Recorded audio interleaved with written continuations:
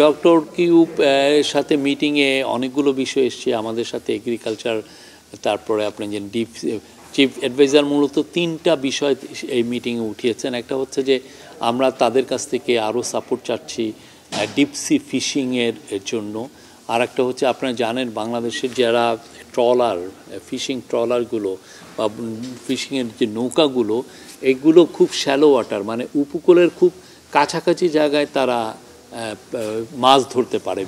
খুব দূরে আমাদের যে ডিপসি ওয়াটার আছে, ডিপসি আমাদের বড় যে ওশান বে অফ বেঙ্গলে, সেখানে তারা যেতে পারে না, কেন সেই ধরনের আমাদের বড় ফিশিং ট্রলারও নাই, আর এরা ইন্টারেস্টেডও না সেই রকম যেতে।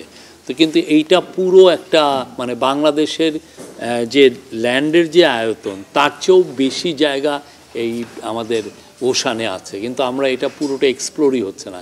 আমাদের এই জায়গায় আসলে অন্যান্য দেশের ফিশিং ট্রলার এসে মাছ ধরে নিয়ে চলে যাচ্ছে। তো এই বিষয়ে আমাদের এখানে ফিশিং স্টক কেমন আছে, ফিশের কোয়ান্টিটি কীরকম হবে, এবং সেইটা আমরা লাভজনকভাবে আমরা এটাকে ক্যাচ করতে পারবো কি না, সেগুলো নিয়ে আলাপ হয়েছে। এবং এটা যাতে চিফ অ্যাডভাইজার বারবার এই কথাটা এই সম্মেলনে এসে বলছেন যে ডিপসি ফিশিংয়ে আমাদের আসলে আরও সক্ষমতা বাড়াতে হবে, এটাকে ডেভেলপ করতে হবে। এটা ডেভেলপ হলে এটা আমাদের জন্য ইকোনমির জন্য একটা বড় বুস্ট তো নিয়ে আসবে।